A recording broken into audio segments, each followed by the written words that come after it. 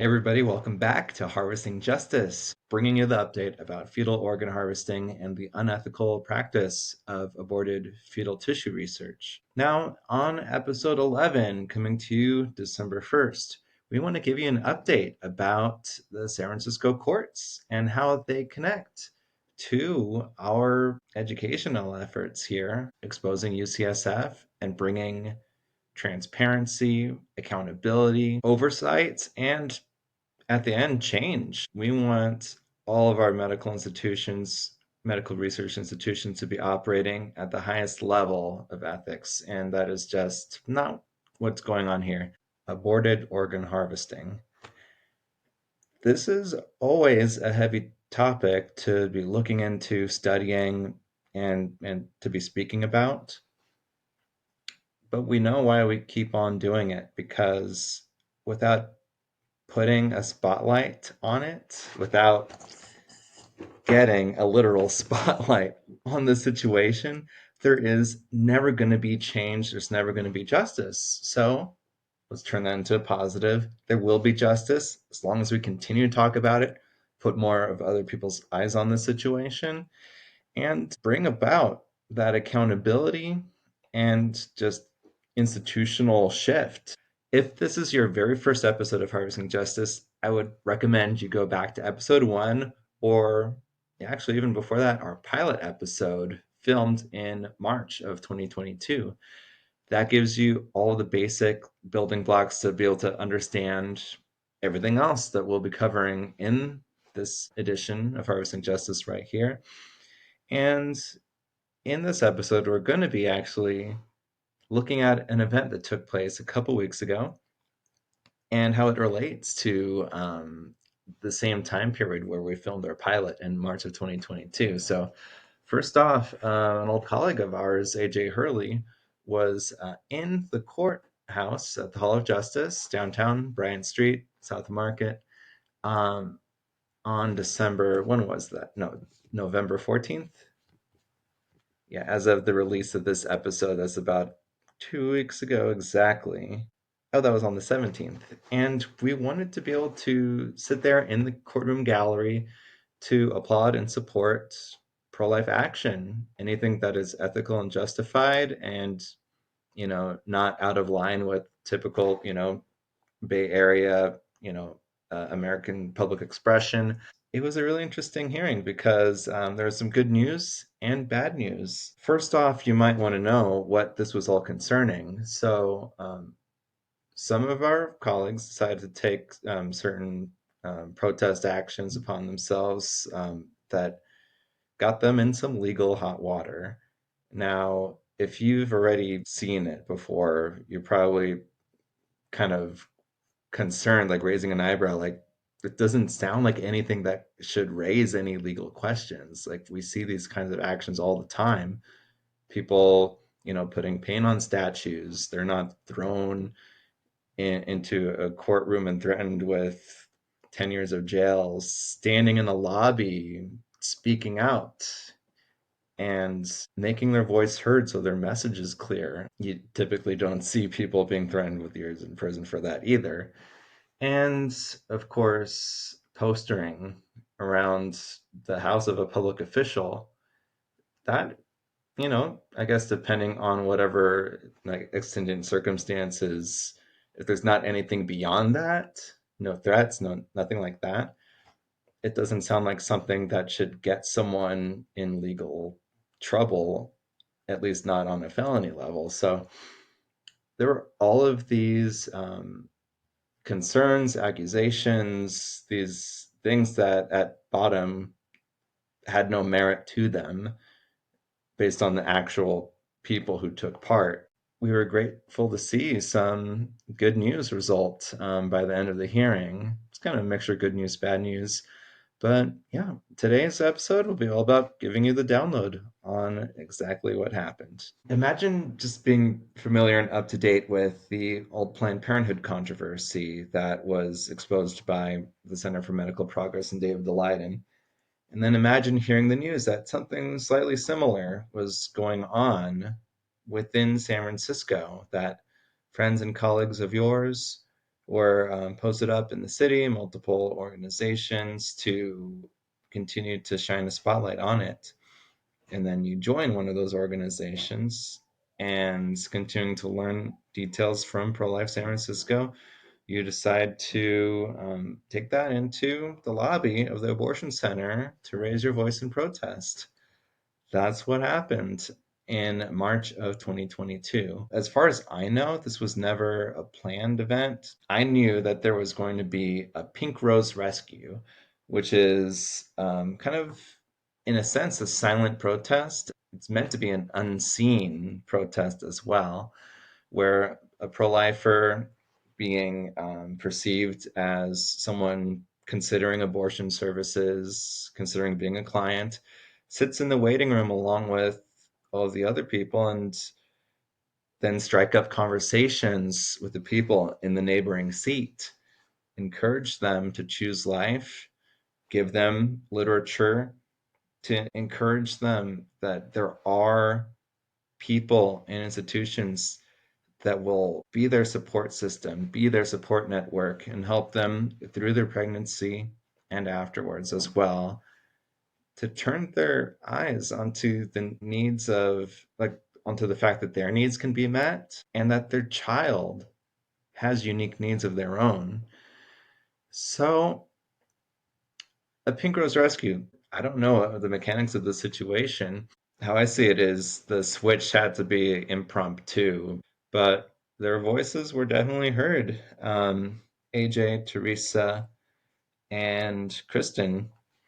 Kristen herself, while she wasn't dragged to court, same as AJ, she did receive some temporary restraining orders, so she wasn't able to do any outreach at the UCSF location at General Hospital. And within that restraining order, it was very interesting. It said that one of the abortion appointments was almost canceled. A baby's life was hanging in the balance. And if, before the sheriff's deputies, arrested AJ, Teresa, and Kristen, if they'd only allowed them to stay in the lobby there a bit longer for their Occupy style protest, if it was allowed to go on for any longer before they were, carted off by the police, that baby would still be alive, at least past that appointment.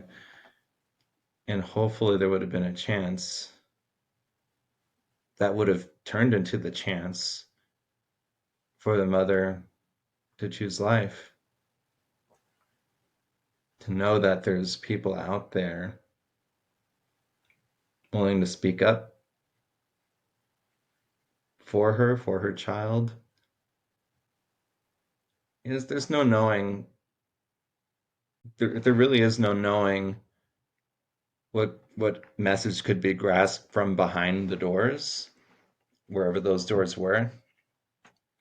But at the very least, there was a clear message being shared with the staff there in the lobby of the abortion facility. Kristen can be seen on video walking slowly up to Eleanor Dry, the director of the abortion center, and setting a rose down on the work desk in front of her. Eleanor's back was kind of to everyone else. She said this in the courtroom during the hearing a couple weeks ago, that her back was to the protesters, that she wasn't aware of what was going on. What she didn't notice, what she didn't mention though 2 weeks ago at the hearing, was that someone did come alongside her, leave a rose just like inches from her hands at her computer station, and that person just turned around, walked away, just straight to the opposite side of the room. No incident, no fears coming true. It's really interesting how the thrust of her public testimony that she gave during the hearing, that was just worried about that what might the character of these people be? Who are they? What do I need to be worried about happening? And you get these people handing her a rose, raising their voice in protest. It's just really fascinating to be in a situation where where where people in the situations they found themselves in, that they've come to a place where they're painted with a brush that just does not apply to them. Of course, I can sympathize with anybody having a fear of the unknown, but once these people become known, like the sheriff's deputies literally had them in their arms. They were brought to the holding cell inside General Hospital. They had zero weapons. Only weapons anywhere in the room were in the hands of the abortionists. When it comes to the fear of the unknown and those questions finally being answered, who these people were, what was their intention, what was even possible, and it all comes up zero danger, just a message, just flowers, literally. Like, I don't see why it makes sense that the message of fear was the leading message during the time of the statements that were made. And like to the point, people are free to say whatever's on their heart. The and she's a public figure, Eleanor Dry, the director of the abortion facility. It's strange. I don't know if anyone might take issue with me saying this, but in a really strange way, I kind of feel like I'm a kindred, like of kindred spirits with her. Hold on a second. Wait, I know that sounds ridiculous, but just the fact that the vast majority of the public does not spend hours every day just being delved into this topic of abortion. People volunteering or working full time in the pro life movement are, people working in the abortion movement are.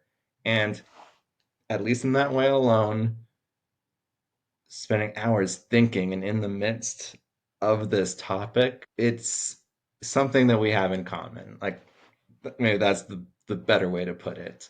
And I don't know, just having a funny thought like that just helps me better, you know, um, center just everyone's humanity in my mind. Like the fact that, just to remind myself the fact that we're all human, we're very much the same, all of us on the planet in most ways. And we all, rightfully or wrongfully, have, our perceptions we make of other people. We come across, we journey through life, we have our fears, we have our worries. When it comes to the point where you know who the people are who are protesting against you, where there's no more mystery, why is the message of fear still the headline? I mean, that's the one thing that I do want to, you know, lay out there. I guess the only reason that I'm focused on this little, like, kind of niche topic is that the judge, Judge Brian Stack, who was overseeing the hearing, he had so much sympathy for Dr. Dry, but sympathy based on fears, based upon mystery, fear of the unknown. She referenced, you know, unjust, violent, anti abortion people in other places at other times in the past. And I'm not saying those have to be treated like, you know, they shouldn't weigh on anyone's mind. But knowing that the worst situation happened in your own abortion center, where people with empty hands, or with roses, if not empty hands, like, that's actually a really good, nice scenario to be in. And it's an opportunity, like, to consider what's driving such a peculiar action, driving such a peculiar move among people against my work. And I'm just hoping that despite, you know, not hearing any hints as to this being the case, I hope that there is some sort of, action of wheels turning in the minds of, the UCSF abortion facility staff. This is not something that people do over nothing. I'm not a seasoned podcast speaker, particularly on solo episodes. So I would definitely say that I'm worried I might be lingering too long on certain areas, rambling a bit. So let me just pull up something I wrote beforehand to get me kind of refocused on being a little bit more informational rather than reflective, philosophical. So originally, AJ was facing seven charges, seven accusations of criminal activity. Two of those charges were also at the level of felonies, so more serious crime, more serious time. And the DA's office, prior to this final hearing coming about, had reached a plea agreement with AJ and his defense team.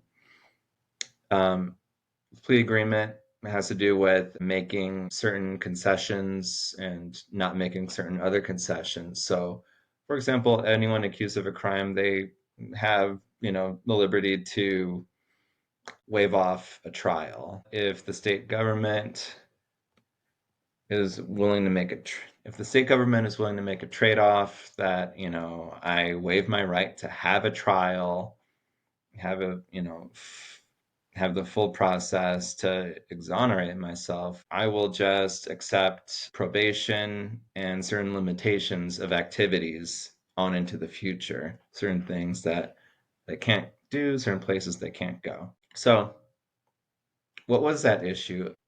If what I was sharing earlier, if like the details are a little bit too scattered and sparse and not like crystal clear, this is the part of the episode where I will make it clear like what went down. So there were three things at issue that led to the criminal charges and then the hearing where the no contest plea deal agreement was made, um, reducing everything down to two misdemeanors and time served 4 days in jail. So, what was that issue? One, a creative protest involving the mother and child statue just yards away from the documented site of UCSF's 6-month elective abortions. Two, postering protest flyers around the neighborhood of the director of the abortion center after learning of the address from a white pages listing.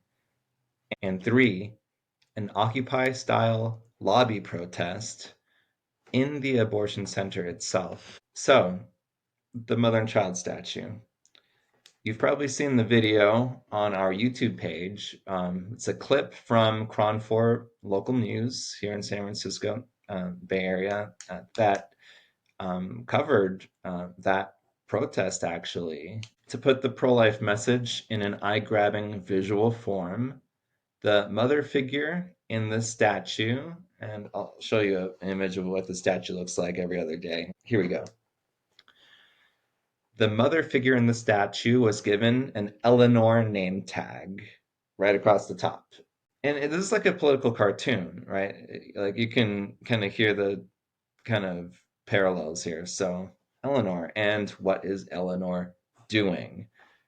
The child figure, the baby figure in this of the statue, in the arms of the mother figure, the baby was covered in red paint and red yarn to represent the innards spilling out.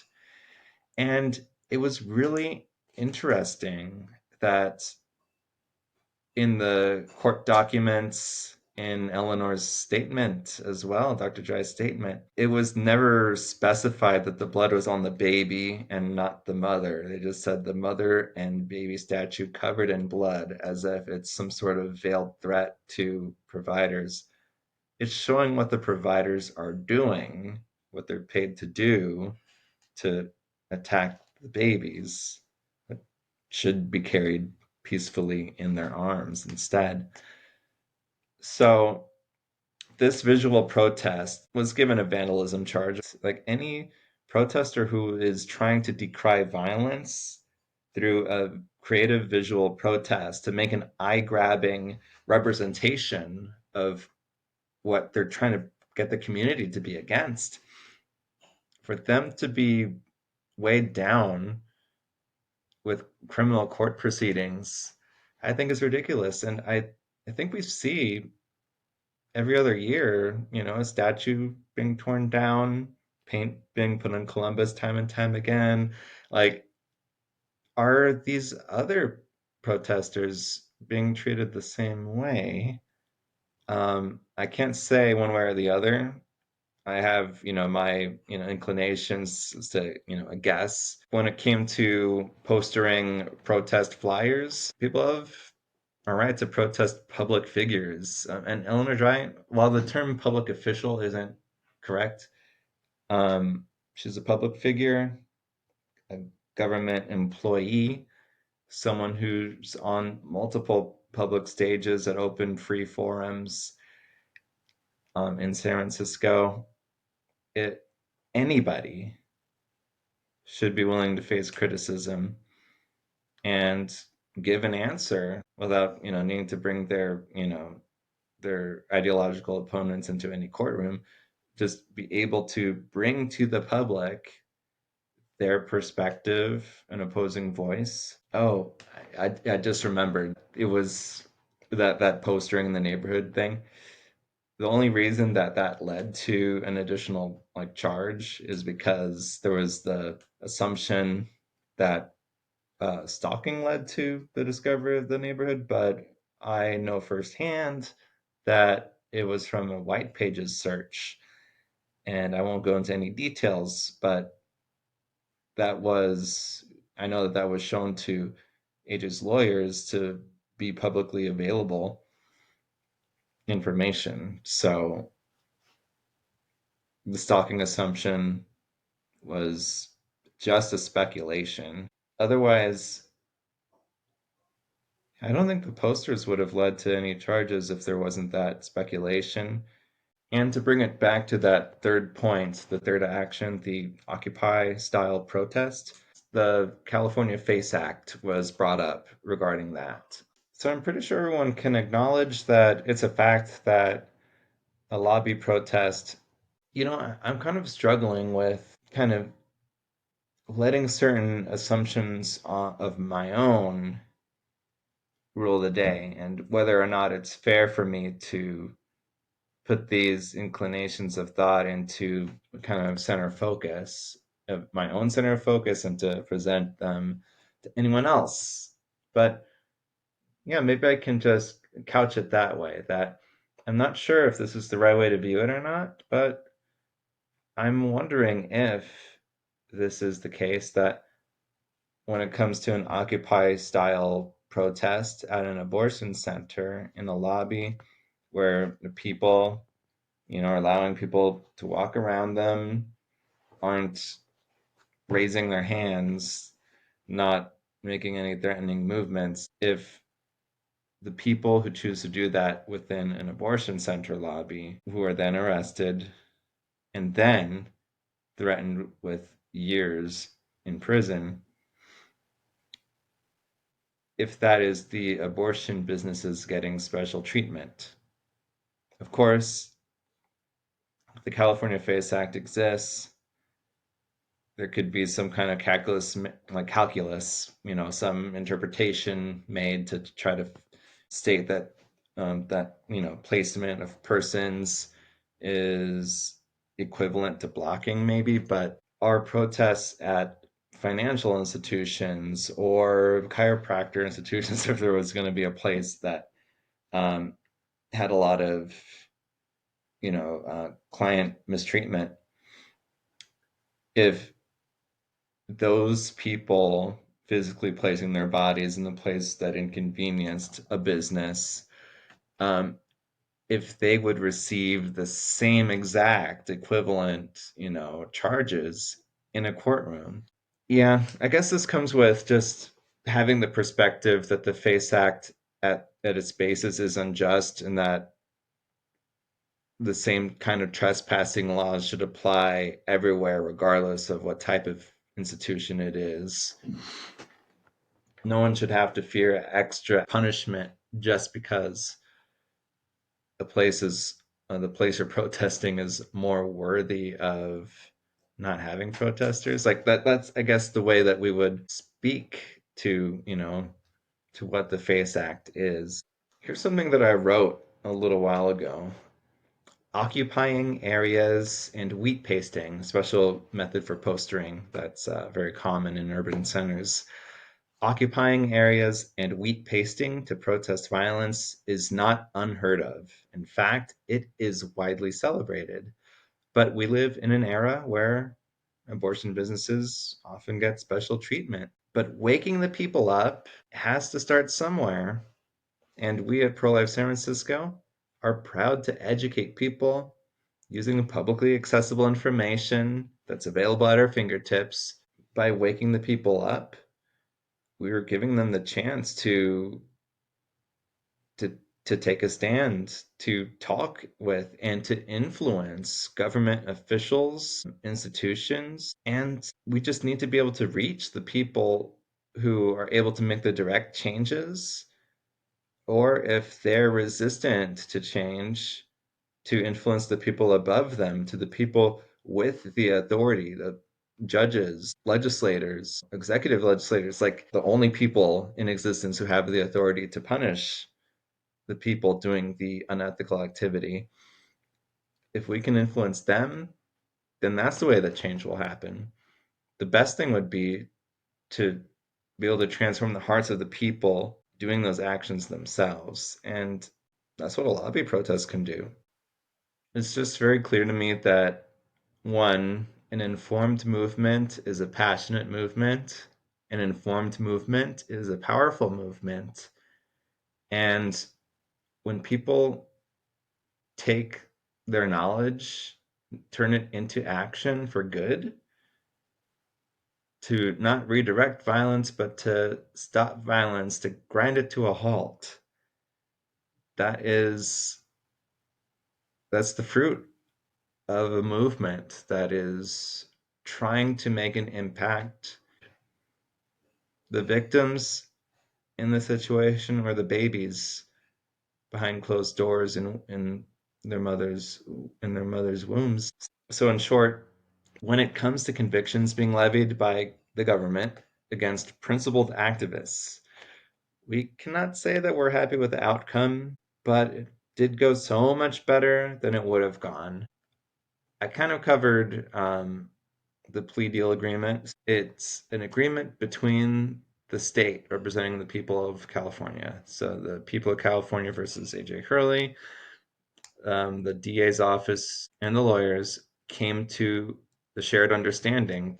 So what was originally 7 charges, including 2 felonies, became just 2 misdemeanors. AJ was sentenced to 1 year probation, a stay away order, so he's unable to return to General Hospital for any outreach of any kind, protests of any kind, anything for any kind.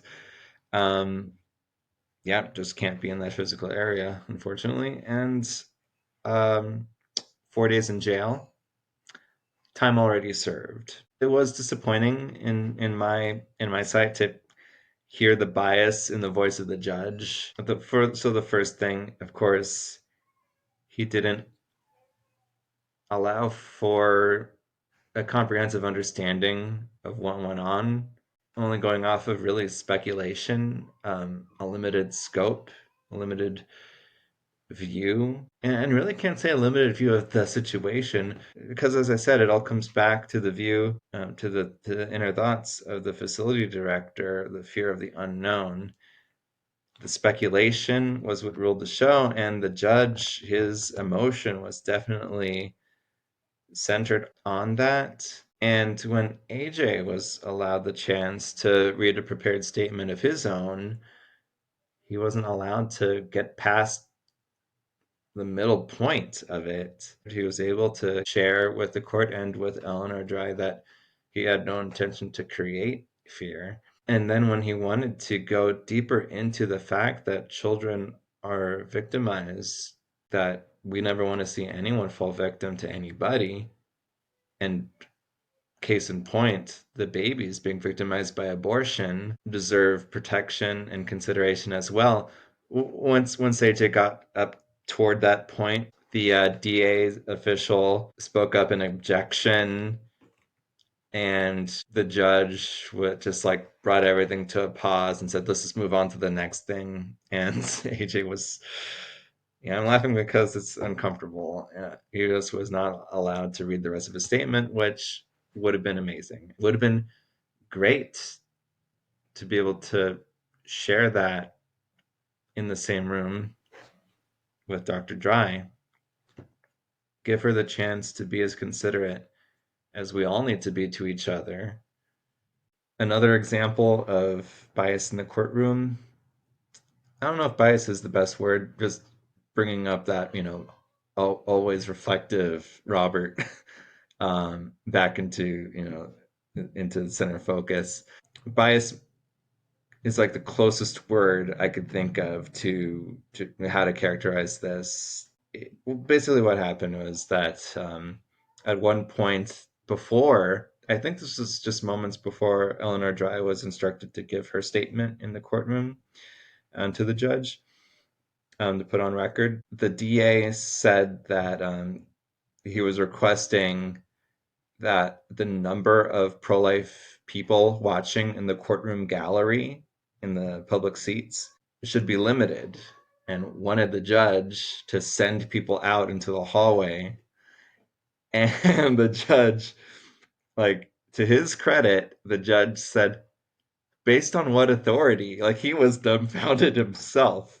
So, um, I'm glad that happened. I'm glad that the judge said what he did and refused that request from the DA's office. I'm glad that happened.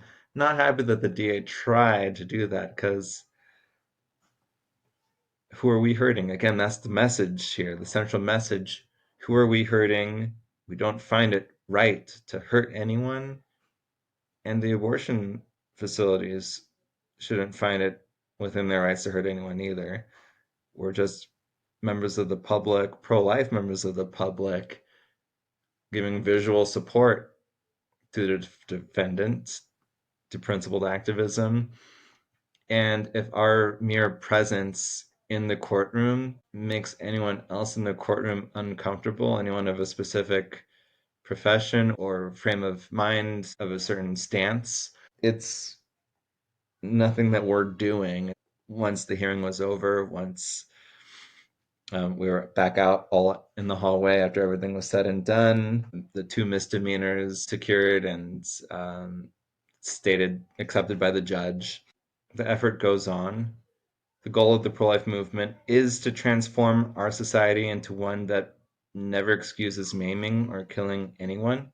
And we hope to help the justice system come on board to the point where it will hold institutions like UCSF accountable for their poor actions. And that's the end of the episode.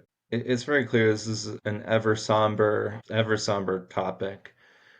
We can't expect to be able to solve it by the end of every episode. Like, there's never going to be enough reflection to be able to like happen upon, oh, here's like the magic formula, the secret magical formula to being able to bring everyone onto the same page. But the thing that does get us toward that, to everyone landing on the same page, being in agreement, it's going to take a lot of conversation, a lot more sharing of messages in all types of forums, in all types of formats.